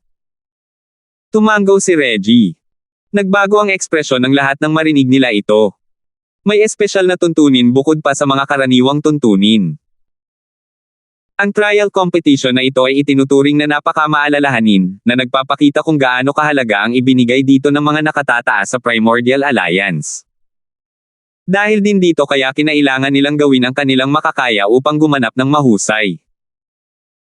Hindi lamang ito nauugnay sa kasalukuyang Primordial Trial, kundi direktang nauugnay din sa kanilang kinabukasan sa Primordial Alliance.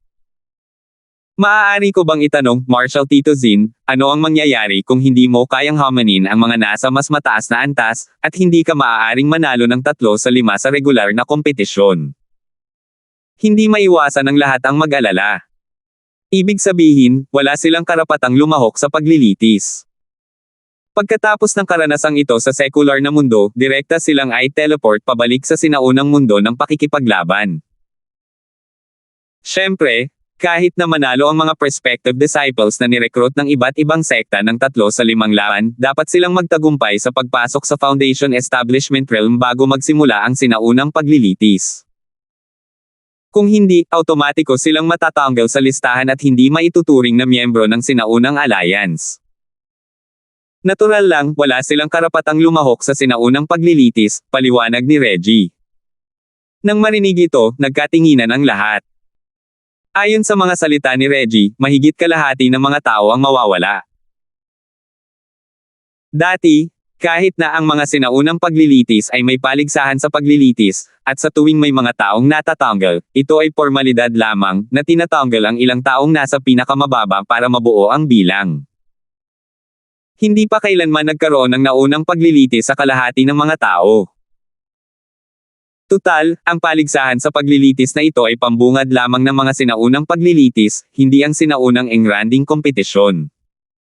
Paano ito naging ganito kaseryoso? Marshal Tito Zin, ito ang trial competition, hindi ang luma na kompetisyon. Ganun ba talaga kasama? Sabik na tanong ng lahat.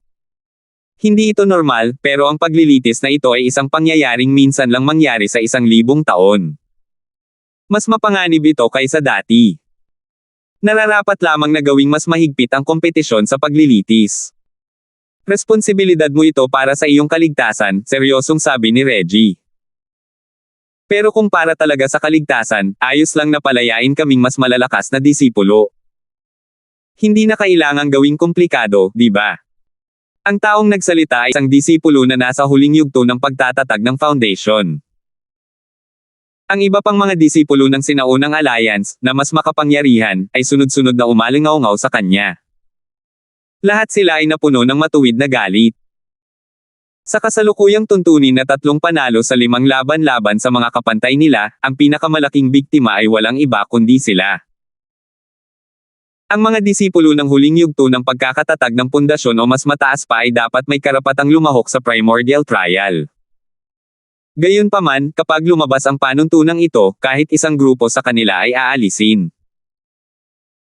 Isipin mo, kung kahit isang disipulo ng Grand Full Foundation Establishment ay hindi magkaroon ng pagkakataong lumahok sa primordial trial, hindi ba sila magiging katatawanan? Hehe, ito ay isang nagkakaisang desisyon ng mga matataas na opisyal ng sinaunang alyansa. Mayroon ba kayong anumang pagtutol? Natigilan ang lahat sa mga salita ni Reggie. Gaano man sila kalungkot, hindi sila nang ahas na tutulan ang mga matataas na opisyal ng sinaunang alyansa. Kung hindi, hindi lamang magiging madilim ang kanilang kinabukasan, kundi maaari pa silang mawala ng buhay.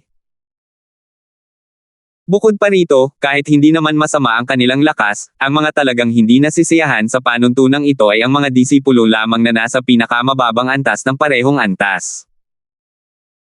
Ang mga tunay na natatanging pangunahing disipulo ng iba't ibang sekta ay hindi magmamalasakit sa kahirapang ito. Sa madaling salita, tanging ang mahihina lamang ang magrereklamo tungkol dito. Dahil mahina sila, paano sila magkakaroon ng kumpiyansa na tutulan ang desisyon ng mga katataas sa Primordial Alliance?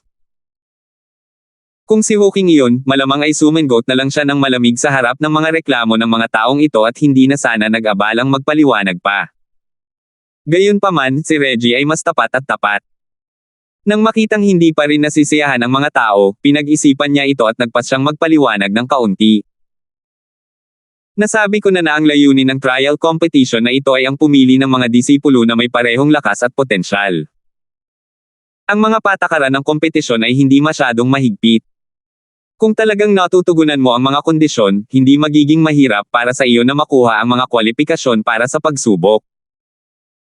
Gayunpaman, kung mayroon ka lamang ng antas ngunit walang potensyal, wala nang gaanong masasabi.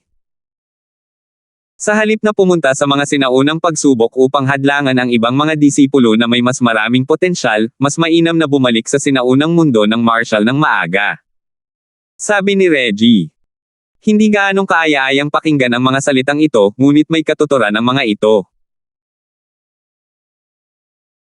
Mula sa pananaw ng iba't ibang sinaunang sekta, ang kahalagahan ng isang disipulo sa ilalim ng dakilang bilog ng pagtatatag ng foundation ay hindi maihahambing sa isang sinaunang disipulo ng pagtatatag ng foundation na may natatanging kakayahan, ngunit kung ang dalawang ito ay ipapadala sa mga sinaunang pagsubok ng sabay, kung gayon ang disipulo sa dakilang bilog ng pagtatatag ng foundation ang tiyak na magkakaroon ng kalamangan. Tutal, sa ilalim ng normal na mga pangyayari, ang isang maagang disipulo sa foundation stage ay hindi kailanman magiging kapantay ng isang disipulo sa peak foundation stage, kaya napakadaling mapunta sa lahat ng matataas na opisyal ng mga sinaunang sekta ang nasa sitwasyon kung saan sila ay labis na nabibigo. Nakikilahok din sila sa mga sinaunang pagsubok, ngunit ang mga mahuhusay na disipulong iyon na may natatanging kakayahan at karapat-dapat na masigasig na linangin ay nahirapan, at ang kanilang mga pagkakataon ay sa halip ay inagaw ng mga disipulong mababa ang ranggo na walang potensyal. Sa huli, sila ay nasa hukay ng palikuran ngunit hindi makadumi. Gayunpaman, kahit ang mga nakatataas sa sinaunang alyansa ay hindi maaaring piliting sabihin na tanging ang mga henyong disipulo lamang ang makakakuha ng pagkakataon. Kahit na ang ibang mga disipulo ay nasa mas mataas na antas at mas malakas na lakas, kailangan nilang tumabi. Kung iaanunsyo ang ganitong di makataong pamamahala, malamang na matagal nang nagrebelde ang maraming ordinaryong disipulo. Kaya naman may mga walang kapantay na mga patakaran. Hindi lamang nila ito magagamit upang pumili ng mga disipulo na may natatanging lakas sa bawat antas, kundi maaari rin nilang samantalahin ang pagkakataon upang alisin ang mga ordinaryong disipulo na nasa ilalim ng listahan at alisin ang mga balakid para sa mga mahuhusay na disipulo na talagang karapat-dapat sa paglilinang. Masasabing parang pagpatay ito ng 2 ibon gamit ang isang bato. Sa puntong ito, kahit ayaw ng lahat, hindi na sila nang ahas na magsalita pa ng walang katuturan. Tutal, tiyak na mangyayari ito. Gaano man sila magreklamo, wala itong silbi. Sa kabaligtaran, magdudulot lamang ito ng problema para sa kanilang sarili. Mas mabuting samantalahin ang oras na ito upang magplano para susunod na trial competition.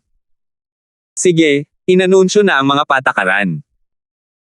Dahil wala nang ibang tanong, sisimulan natin ang unang round ng kompetisyon sa pamamagitan ng pagbunot ng lote pagkatapos ng maikling pahinga. Siyempre, kung may sino mang disipulo na gustong lumaktaw sa isang level at homanin ang isang tao, mangyaring itaas ang iyong kahilingan bago magbunot ng lote. Kung hindi, kapag nagkabisa na ang pagbunot ng lote, hindi ka maaaring sumuko sa kalagitnaan. Hindi ka maaaring tumanggi na lumaban, anunsyo ni Reggie. Salamat po at sinamahan ninyo ako, ingat lagi mga master.